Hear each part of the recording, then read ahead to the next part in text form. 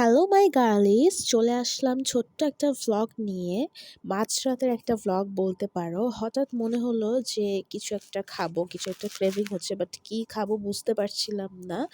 দেন decide করলাম আমাদের সেই অল টাইম ফেভারিট নুডলসই খাবো, যেটা সব ধরনের মানে ক্রেভিংসের একটা মানে ইজি বলা যায় solution.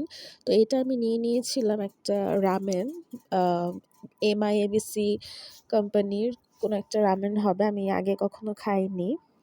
So let's find out যে এটা আসলে সুপার স্পাইসি হবে কি না।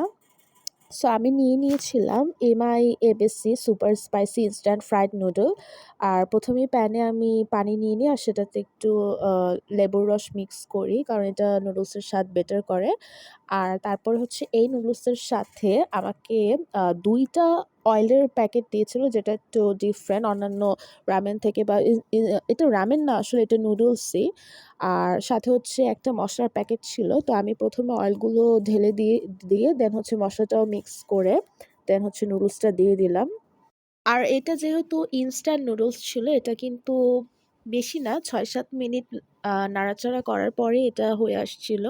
আর আমি একটু সুপি রাখার ট্রাই করছিলাম, বাট এটা অতটা সুপি মানে আমি করতে পারিনি।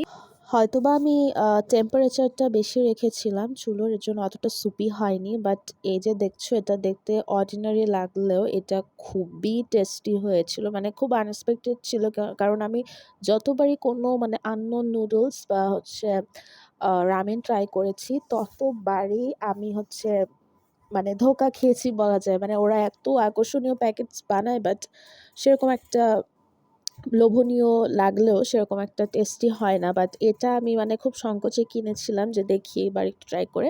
সো এটা খুবই আসলেই খুবই মজা হয়েছিল। আর আমি সাথে সিদ্ধ ডিম নিতে চেয়েছিলাম, বাট এটা যেহেতু আমি অনেক রাতে করেছিলাম, সো আমার মনে হচ্ছিল ডিমটা না নেওয়াই ভালো, যেহেতু এটা একটু হাই প্রোটিন একটা ফুড। সো আমি ডিম নিইনি, জাস্ট নুডলস নিয়েছি, and it test so good. এই ছিল আজকে রাতে একটু খাওয়া-দাওয়ার ছোট্ট একটা ভ্লগ। তোমরা প্লিজ সাবস্ক্রাইব করে আমার পাশে থাইকো, আমার চ্যানেলটা সাবস্ক্রাইব করে। And that's all for today. Love you all. By.